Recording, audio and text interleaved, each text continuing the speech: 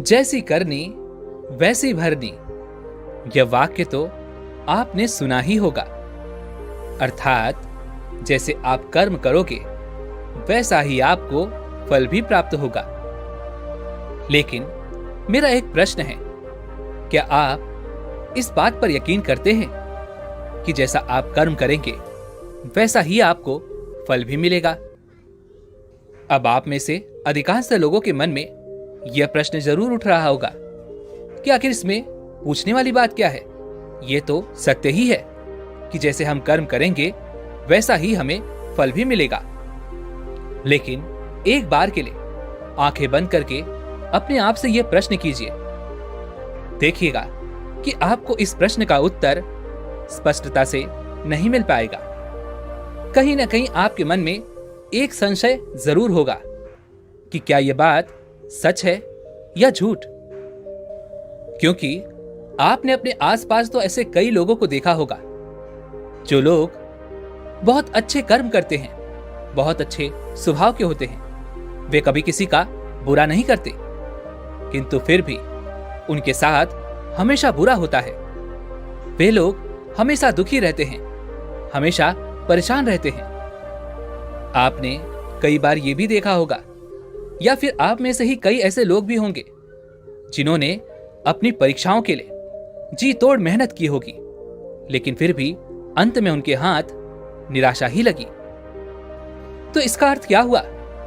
क्या इसका अर्थ यह है कि जिन भी महापुरुषों ने इस कहावत को कहा है, क्या यह झूठ है? क्या वो महापुरुष गलत थे? नहीं, वास्तविकता तो यह है कि हम अपने कर्मों का लेखा जोखा समझ ही नहीं पाते, और इसी कारण हम ये सोचते हैं कि हम तो बहुत अच्छा कर्म कर रहे हैं, हम लोगों की भलाई कर रहे हैं, लोगों की मदद कर रहे हैं, फिर भी हमें न जाने क्यों हमेशा दुख और परेशानी ही उठानी पड़ती है।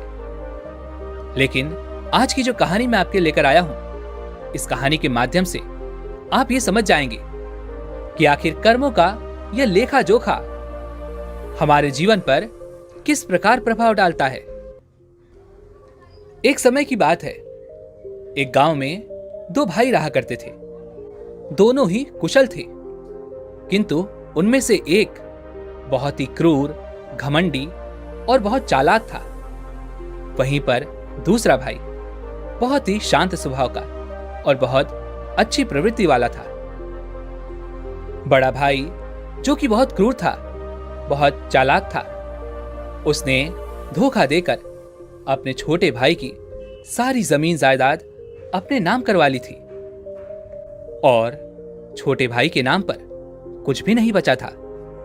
उसे तो बस एक टूटी फूटी झोपड़ी मिली थी जिसमें वह और उसकी पत्नी रहा करते थे।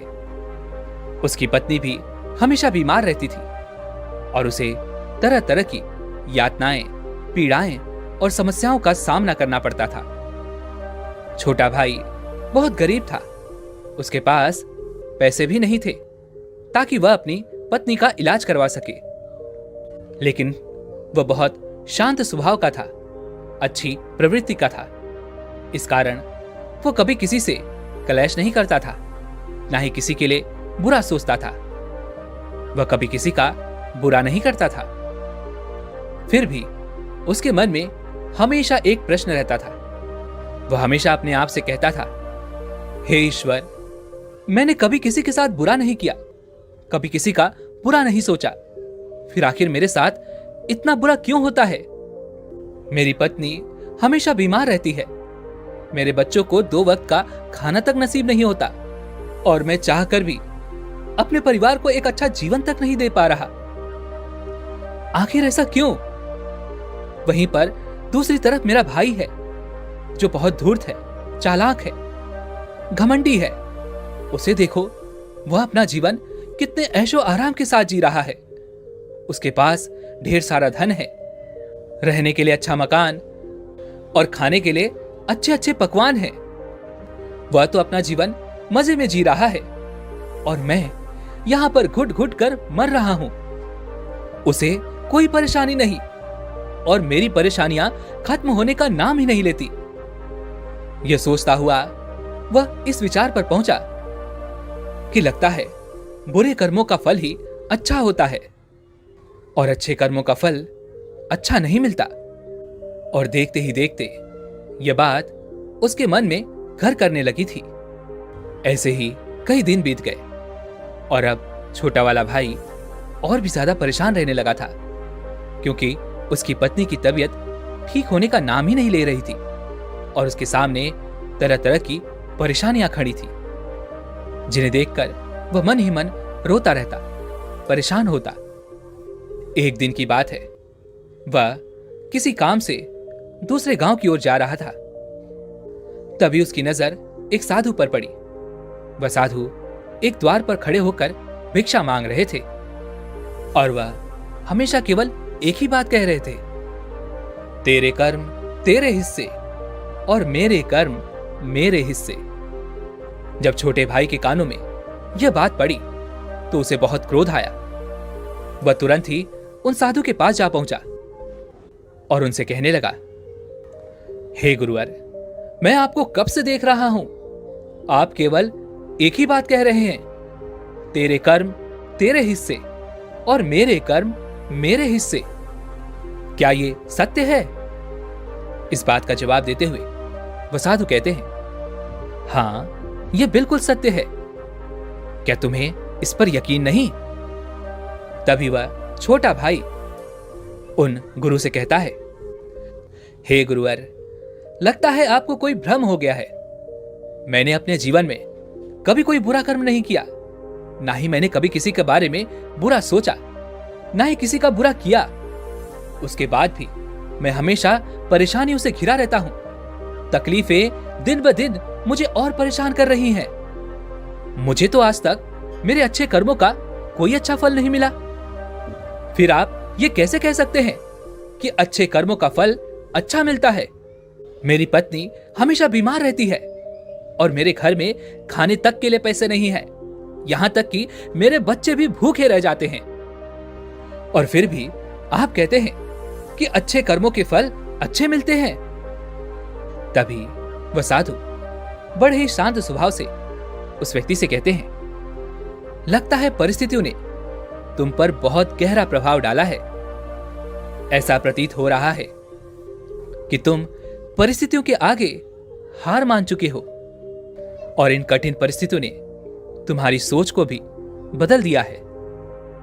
इसी कारण तुम ऐसा कह रहे हो।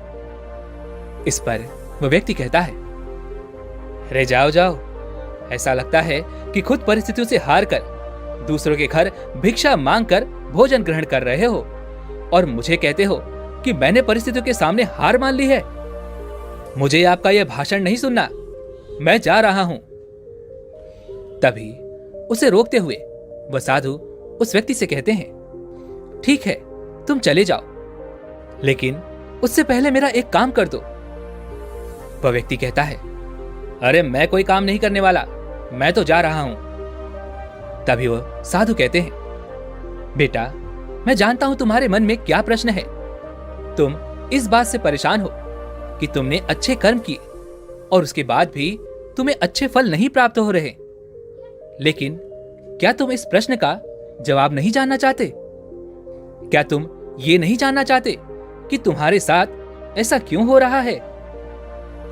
यह सुनकर वो छोटा भाई कुछ देर के लिए मौन हो गया और कुछ देर सोच विचार करने के बाद वह कहता है, अच्छा ठीक है, बताइए मुझे क्या करना होगा?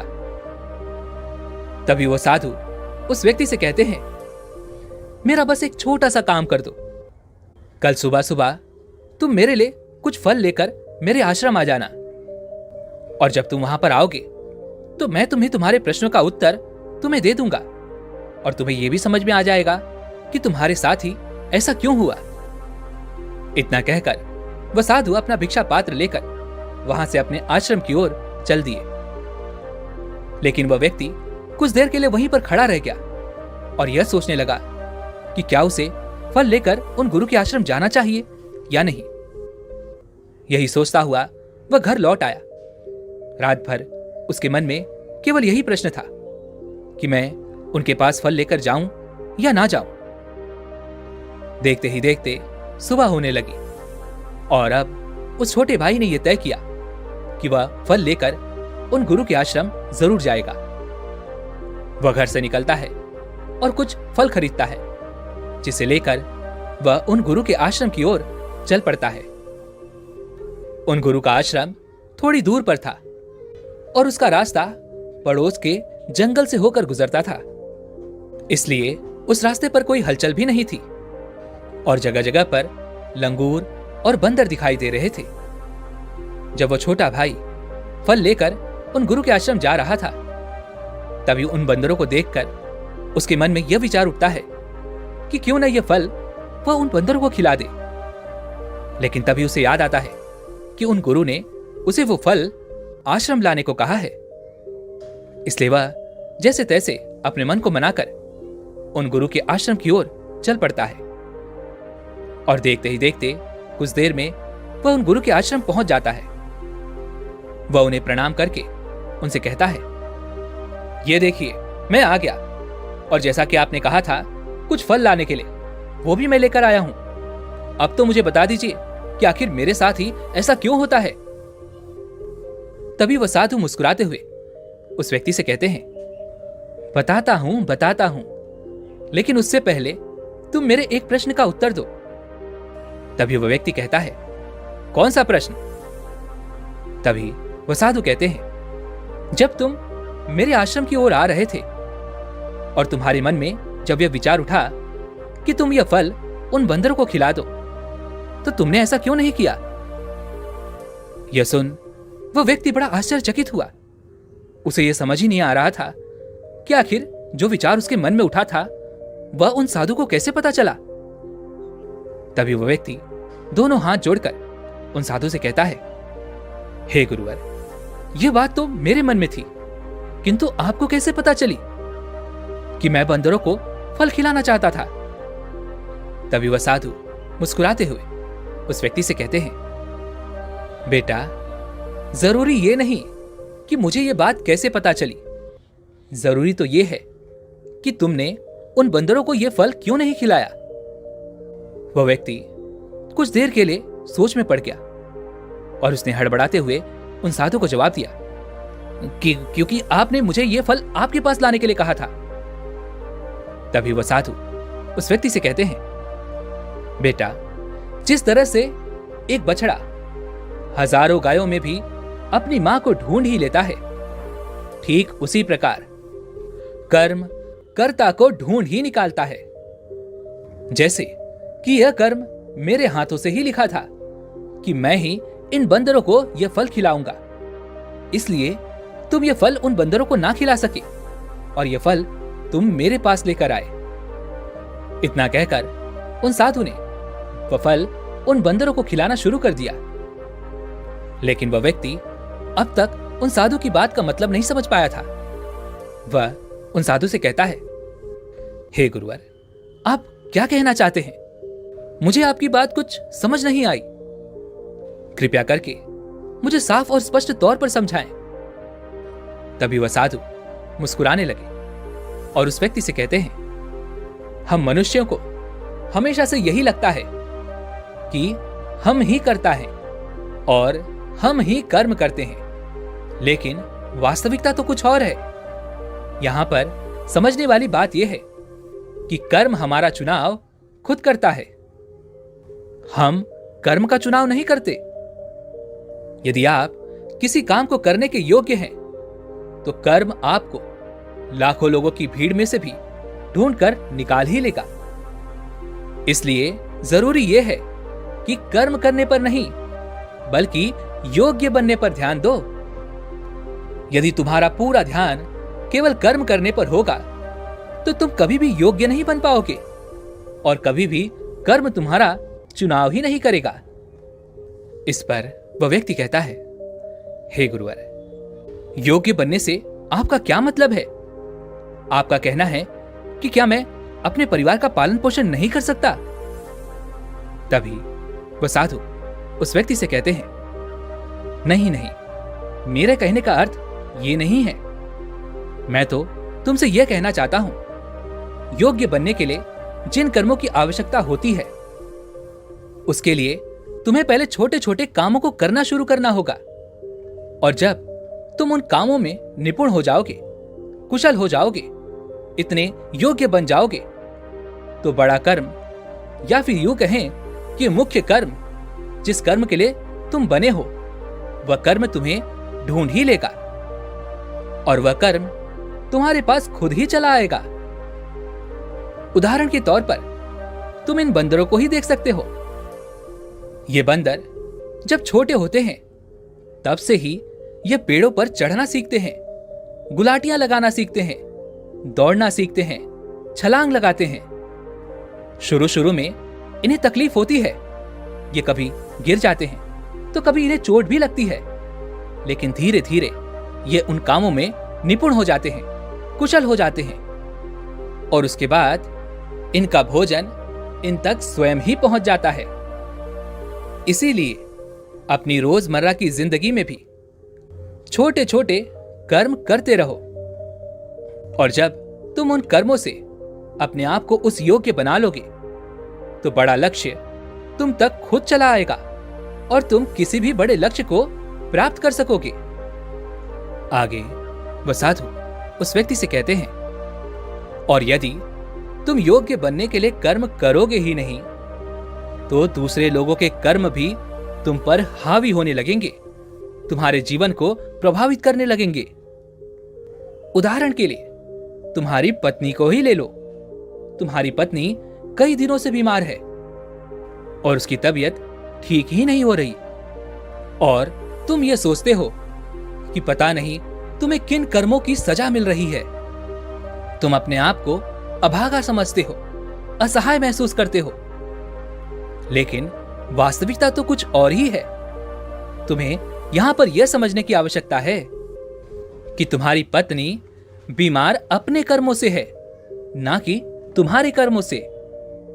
हो सकता है कि तुम्हारी पत्नी ने अतीत में ऐसा कोई कर्म किया हो जिसकी सजा वह आज भुगत रही है और तुम्हारी पत्नी के कर्मों के कारण ही तुम्हें भी दुख झेलना पड़ रहा है, तकलीफें उठानी पड़ रही हैं, परेशानियों का सामना करना पड़ रहा है। और यही कारण है कि अधिकांश लोग अपने परिवार के कारण, अपने बच्चों के कारण तरह तरह के दुख झेलते रहते हैं, तरह तरह की परेशानियों का सामना करते हैं। किंतु तुम्हें यहां पर यह समझने की आवश्यकता है, यदि तुम इस योग्य होते, तुम्हारे पास इतने पैसे होते, तो तुम अपनी पत्नी का इलाज करवा पाते। और तो और यह भी हो सकता था, यदि तुम इस योग्य होते तो तुम्हारा विवाह किसी दूसरी स्त्री के साथ हुआ होता जो स्वस्थ होती, लेकिन तुम उस योग्य थे ही नहीं। और यही कारण है कि तुम अपनी पत्नी के कारण आज दुखों में डूबे हुए हो। किंतु अब तक कुछ भी नहीं बिगड़ा। यदि तुम अब भी योग्य बन जाओ तो दूसरों के कर्म तुम्हें कभी भी प्रभावित नहीं कर पाएंगे। आगे वह सन्यासी उस युवक को चेतावनी देते हुए कहते हैं, मेरी एक बात हमेशा याद रखना, तुम्हें वह नहीं मिलता जो तुम चाहते हो, बल्कि तुम्हें वह मिलता है जिसके तुम योग्य हो। इसलिए कर्म करने से ज्यादा योग्य बनने पर ध्यान दो, अपनी योग्यता बढ़ाओ। केवल कर्म का फल पाने के लिए कर्म मत करो और फिर तुम कभी भी इन परेशानियों से निकल नहीं पाओगे। तभी वह व्यक्ति उन साधु के सामने दोनों हाथ जोड़कर उनसे कहता है, हे गुरुवर, आप हमेशा योग्य बनने की बातें कर रहे हैं, किंतु आप ये नहीं बता रहे हैं कि मैं अपनी योग्यता को किस तरह से बढ़ाऊं ताकि मेरा मुख्य कर्म मुझे ढूंढ ले। तभी वह साधु उस व्यक्ति से कहते हैं, यह तो बड़ा ही सरल है, फिर भी लोगों के लिए यह बहुत कठिन हो जाता है। सबसे पहला उपाय यह है कि जो भी कर्म तुम कर रहे हो उस कर्म को कर कर भूल जाओ। अर्थात योग्य बनने के लिए जो भी कर्म तुम कर रहे हो उसे याद ना रखो, उसे भूल जाओ। ये मत सोचो कि जो तुमने कर्म किया है उसका फल तुम्हें कब और क्या मिलेगा। इसीलिए तो कहा जाता है कि कर्म करो, फल की चिंता मत करो। यदि तुम्हारा मन हमेशा फल की चिंता में ही लगा रहेगा तो इसका अर्थ यह हुआ कि तुमने वास्तविक तौर पर कोई कर्म किया ही नहीं। और हम में से अधिकांशतः लोग यही गलती करते हैं। उन्हें लगता है कि वह एक अच्छा कर्म कर रहे हैं जिसका फल भी उन्हें अच्छा ही मिलेगा। उनका सारा ध्यान केवल फल पर होता है और यही कारण है कि वह अधिकांशतः दुखी होते हैं, क्योंकि जब उन्हें फल नहीं मिल पाता, या फिर यूं कहें कि जब उन्हें अपने मन वांछित फल नहीं मिल पाता तो उनके मन को ठेस पहुंचती है और वे लोग दुखी रहने लगते हैं, परेशान रहने लगते हैं और हमेशा यही सोचते हैं कि मैंने तो अच्छे कर्म किए थे, फिर भी मुझे अच्छे फल क्यों नहीं मिल रहे। और उनका यही सोचना उन्हें अपने लक्ष्य से भटका देता है। हां, आप ये जरूर कर सकते हैं, अपना कर्म करने के बाद उसका आकलन जरूर करें, लेकिन फल की चिंता ना करें।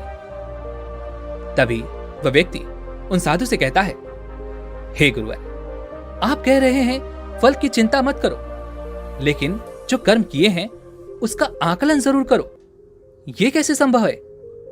तभी वह साधु बड़े ही शांत स्वभाव से उस व्यक्ति से कहते हैं, भंते, जब तुम कोई कर्म करते हो तो तुम्हारे मन में हमेशा फल की चिंता होती है, जबकि तुम्हारे मन में फल की चिंता ना होकर यह चिंता होनी चाहिए कि जो भी कर्म मैंने किए हैं, क्या उस कर्म में मैंने अपना 100% दिया है या नहीं।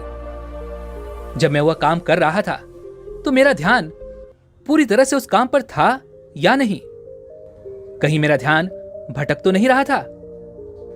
यदि तुम इन चीजों पर विचार करोगे, यह प्रश्न खुद से करोगे, तभी वास्तविक तौर पर तुम खुद का आकलन कर पाओगे। और जब तुम पूरे ध्यान के साथ किसी कर्म को करोगे तो तुम्हारे ध्यान की शक्ति भी बढ़ेगी और तुम्हारे कर्म करने की योग्यता भी बढ़ेगी। किंतु यदि तुम यह सोचते हो कि तुम्हें तो केवल कर्म करना है और केवल यही सोचकर तुम कर्म करते चले जाओगे, तो तुम्हें कर्म का फल कभी प्राप्त नहीं होगा और ना ही तुम कभी योग्य बन पाओगे। इसलिए कर्म करने के बाद आकलन जरूर करो। ये देखो कि जब तुम वो कार्य कर रहे थे तो तुम्हारा ध्यान, तुम्हारा शरीर, तुम्हारा मन पूरी तरह से उस कार्य पर था या नहीं। तभी वो व्यक्ति एक बार फिर उन साधु से प्रश्न करता है और कहता है, हे गुरुवर, आप सही कहते हैं कि जब भी हम कोई कर्म कर रहे हो तो हमारा पूरा ध्यान उस कर्म पर होना चाहिए, लेकिन मैं जब भी कोई कर्म करता हूं तो मेरे मन में तरह तरह के विचार चल रहे होते हैं। मेरा मन विचारों से ग्रसित होता है, वह तरह तरह की बातें सोचने लगता है। तो ऐसे में मैं अपने मन को किस तरह से केवल एक ही कर्म पर टिका सकता हूं? क्या इसका कोई उपाय है? तभी वह साधु मुस्कुराते हुए उस व्यक्ति से कहते हैं, भंते, जब तुम कोई कर्म कर रहे हो और उसमें जब तुम अपना पूरा भाव लगा देते हो, अर्थात कर्म करते समय अपना पूरा भाव डाल देते हो, तो तुम्हारा मन, शरीर और तुम्हारे भाव उसी कर्म पर केंद्रित हो जाते हैं और तुम पूरी निष्ठा, प्रेम और सद्भाव के साथ उस कर्म को कर पाते हो, अर्थात अपना 100% दे पाते हो। और वहीं पर जब तुम केवल कर्म करने की सोच से ही कर्म करते हो तो तुम उसमें अपना भाव नहीं लगा पाते और ना ही तुम उसमें अपनी पूरी निष्ठा लगा पाते हो। इसी कारण वह कर्म कर्म नहीं रह जाता और ना ही उसका कोई फल तुम्हें प्राप्त होता है। आगे वह साधु उस व्यक्ति से कहते हैं, यदि कोई भी मनुष्य इन बातों को सही तरीके से अपने जीवन में उतारे, इन बातों को ध्यान रख के कर्म करे, तो वह अपने आप को योग्य बना सकता है। और एक बार जब वह योग्य बन जाता है तो कर्म उसे कहीं से भी खोज कर निकाल लेगा और वह जीवन में किसी भी सफलता को प्राप्त कर पाएगा। इतना कहकर वह साधु शांत हो गए और वह छोटा भाई भी अब यह समझ चुका था कि उसके अच्छे कर्मों का फल उसे अच्छा क्यों नहीं मिल रहा था। उसने उन गुरु को प्रणाम किया और वह वापस घर की ओर लौट गया। दोस्तों, उम्मीद है कि आपको आज की ये वीडियो जरूर पसंद आई होगी, तो लाइक और शेयर जरूर कीजिएगा और हमें ऐसे ही सपोर्ट करने के लिए चैनल को सब्सक्राइब और घंटी बटन को भी जरूर दबा दीजिएगा। तो चलिए फिर मिलते हैं ऐसी एक और वीडियो में। तब तक के लिए अपना ख्याल रखें। धन्यवाद।